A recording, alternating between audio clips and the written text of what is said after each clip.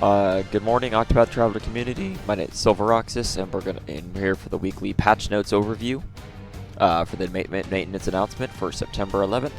I hope the NieR collab has been going well for everybody, and you've been really lucky in getting the units you want. So we have our weekly, our off week, where we're getting some reruns.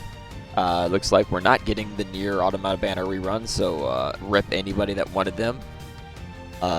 We are getting Rondo and Eltrix 6-star rerun, which is good because they're one of the only few remaining limited 5-stars that are missing their 6-star. Now we're basically just missing Elrica and the SBs. The other ones are Haunted EX and Primrose EX, which will probably get a rerun banner despite being general pool because of how big they are. And then the other ones being like Live a Live 6-stars, the Winter Limited 6-stars, and the Champ 6-stars. So we're almost caught up on all the 6-stars now. So we got Rondo and Eltrix with the classic, paid step up of 50%. With the Pity, they do not share Pity, and they're separate banners. So just keep that in mind. But you can go for either of them. I'm gonna just be frank and say that I don't think either of them are really worth chasing if you don't own them, mainly because of rubies and issues like of all those stuff to come. Because the NieR banner is active right now, there is a decently good chance that Tiziano's next week. We'll also find out that in a week. Selwyn is pretty good. Relicious a skip, and then Ori's obviously a skip unless they buff her extremely. But you still want to save your rupees because if you don't have ODOO, the Live a Live collab rerun, there you go, and then parties obviously in December. So yeah, I would not pull on these. The only thing you could do is if you do like what I do for like the memory, for getting like memory fragments, you could just do like step 1 and 2 and gamble if you really wanted, but that's about it. I will say that they both have pretty good 6-stars upgrades though, and I'll explain that in a moment. So as we can see here, we're getting Memoirs update for the Otherworldly Tome and Otherworldly Tome The End. So maybe that means we're getting the missing hunt. Yeah, we are.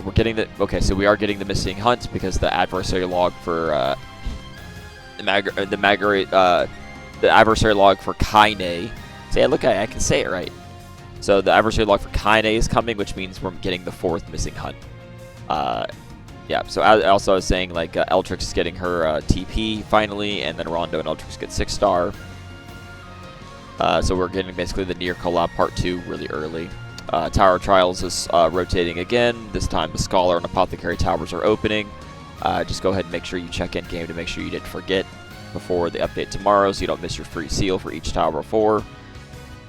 Yeah, so we're getting that, and yep, there's the 4th actual hunt. Guidestone acquisition for Rondo and Eltrix. If you do randomly pull them or have them when they're not maxed, it's now increased for the next week. And the special shop is now offering Rondo Power Up Pack and Eltrix Pack. As always, these are garbage. Do not touch these. Alright, so if anyone that reads the character spreadsheet that I update, I assist with updating. You might have noticed that I put Rondo on there early because he got buffed in CN, because after what would happen to Partitio, it made me realize that we are getting all the CN buffs when a character gets rerun. Told you so. So yeah, Rondo got buffed. Basically, they just kind of moved it around to make him a better sword breaker. So love it or hate it, that's what he does now. So basically, he gives himself P attack up and more damage cap. When he breaks, he gets a special buff that he gets from his ult, which just means effectively infinite BP because it covers 3 BP and it's all he uses.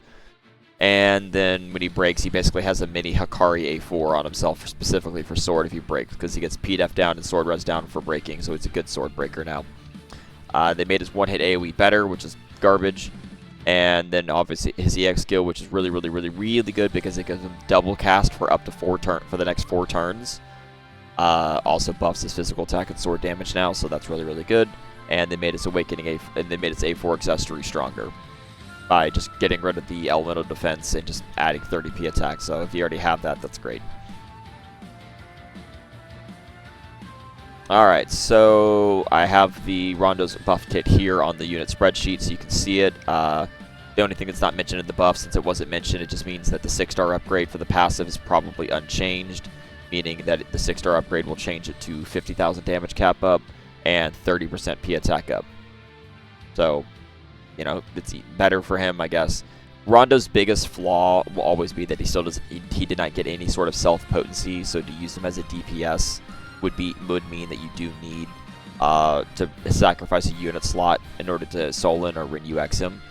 But like I said, he is very, very strong in the fact that if you like use his ult or he breaks and you get a Sacred Flames Blessing and you have this active, you can effectively use this combined with this skill to do 40 hits in a row, because you can double cast for 4 turns and just do 10 hits 4 turns in a row. So that's pretty good. 10 hits is a lot, so that's definitely solid. All right, for Eltrix. All right, so Eltrix getting her TP finally is good because she gets the Therion to introduce a double cast skill when using 3 BP on the skill. Cast the skill twice in a row. Double cast is good. It makes all units better, just in general. Her TP active skill gives buffs the front row for 15% axe, sword, and axe damage. So a damage up is not a bad thing. You probably have other sources of that for a pseudo tank / DPS to use, but that's not terrible. Then her EX, then her 6-star upgrade just makes her single hit nuke stronger, which is bad, unfortunately. And her EX skill is a 4-hit AoE sword that also exploits Axe of Dark. This is a very common EX skill for any kind of characters that have multiple attack types or exploits. They'll almost always get an EX skill that's like an AoE of their base attack that exploits everything else that's in their kit. So if you use 3 BP on this is an 8-hit sword now of decent power. And otherwise, she now has an 8-hit axe that always reduces shield points, or a 3-hit random target dark. So yeah, the double cast helps, but her biggest flaw is that she only has 2 uses of her best nuke now. Because at least the EX skill from turn 4 onwards is not that bad, because you're usually not ready to nuke that early. So yeah, there you go. I would tell you that if you are using them, both Eltrix and Rondo are worth 6-star upgrades if you're actively using them. But if not, it's fair. It's not that big of a deal. But otherwise, there's no other changes this week.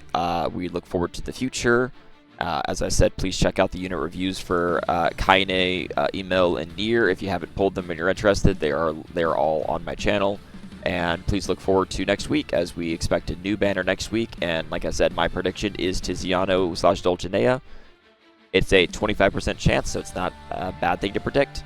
Alright, yeah, so please let me know if there's any other kind of things you want to see. I do have some other video ideas cooking up for COTC. Otherwise, please like, follow, and subscribe for more COTC content in the future, and I will catch you all in next week's video. See ya!